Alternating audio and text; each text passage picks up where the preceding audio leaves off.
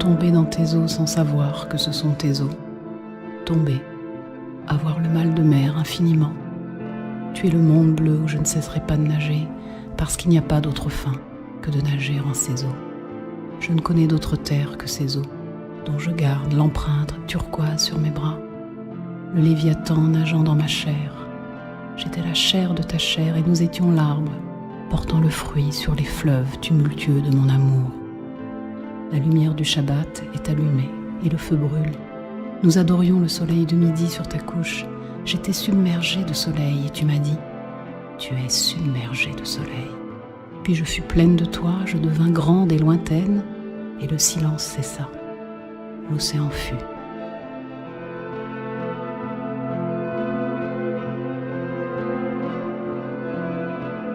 La marée a reflué de la chambre où tu dors dans le secret des eaux douces. Comme une bouée, ta tête entre mes mains quand ton corps déjà touche le fond. La brise se faufile entre nous, mon regard sur ton visage est un filet d'eau qui monte et glisse de ton souffle.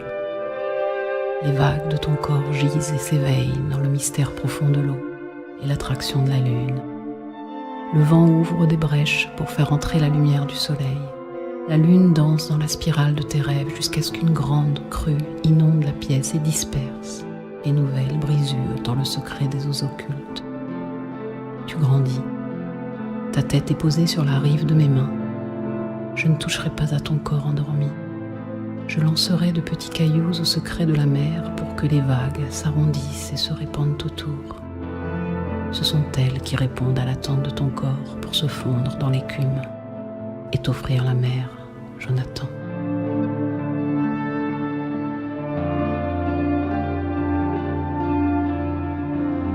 Tendrai-je la main pour la paix quand ma force est attirée par le feu? Secrètement, je persuaderai la lune de te donner la force du soleil. Si je tends la main vers la paix, je fais accompagner le poème par un cerbère. Dans la vallée de l'abondance, la canicule arrache le venin du serpent. Sa queue, il la tranche et sa vile morsure à coups de hache. Quand je tends la main pour la paix, la raison du poème est celle de la vie. Son territoire est infini où la poésie surgit, le gardien de l'enfer s'endort.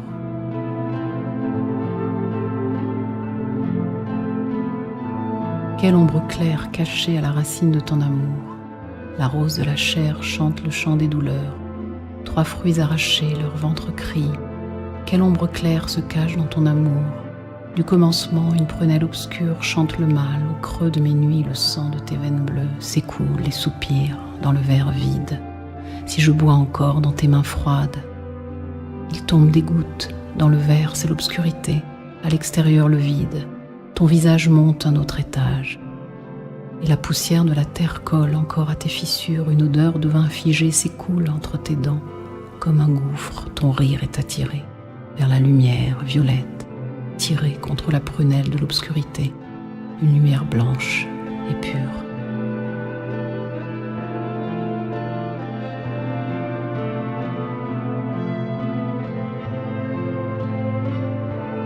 Écroulés l'un sur l'autre, nous fermions la marche d'une guerre. Dans la rue étroite, il ne pleuvait plus, ni âme, ni chien qui vivent. En ces jours, nous ne cherchions pas la mort dans les journaux, mais dans la magie des films sur les artistes disparus.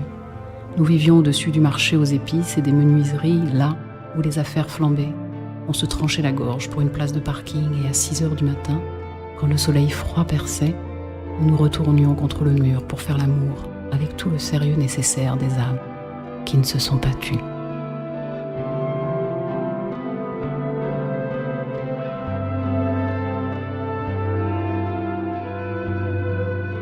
Nous aimions maltraiter notre amour, lui tourner le dos, pousser, balloter en tous sens et le voir souffrir de notre indifférence jusqu'à étrangler son cœur. Nous aimions torturer notre amour, sentir ses limites à respirer encore sous l'eau, nos 4 mains autour de sa gorge, attendant qu'il tousse, se reprenne, les yeux rouges de solitude, jusqu'à rire de sa rupture pour être à nouveau ensemble. Nous ne voyions plus son sang couler sous le lit, ni tout ce qu'il voulait dire.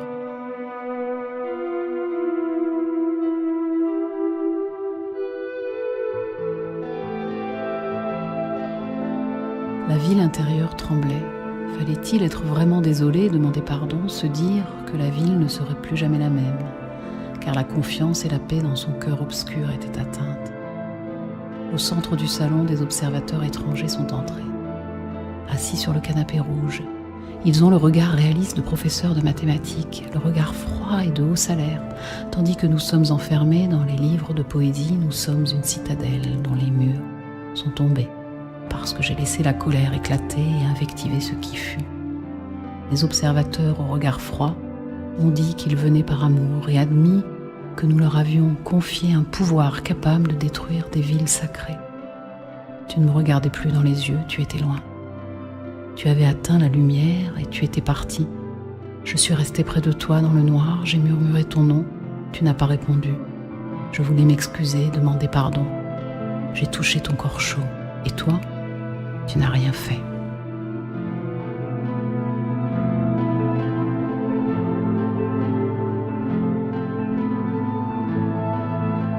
Je t'ai aimé à ta façon, couronnant les mensonges de lumière. J'étais la méchante sœur, la marâtre, la fille rebelle. Je débouchais les bouteilles sans jamais les refermer. J'étais tout ce que tu détestais. Tu aimais mes cheveux, personne d'autre n'y toucherait. Tu m'as offert une étagère, je ne cherchais pas ton regard. Dehors, les chats miaulaient, mon nom enroulé sous les voitures. À l'aube triste, j'ai crié ton nom. Je t'ai supplié de ne pas partir. Tu ne l'as pas fait. Mais tu as posé tes conditions, m'interdisant aux autres. Je t'appartenais. Sur le livre, j'ai écrit ton nom.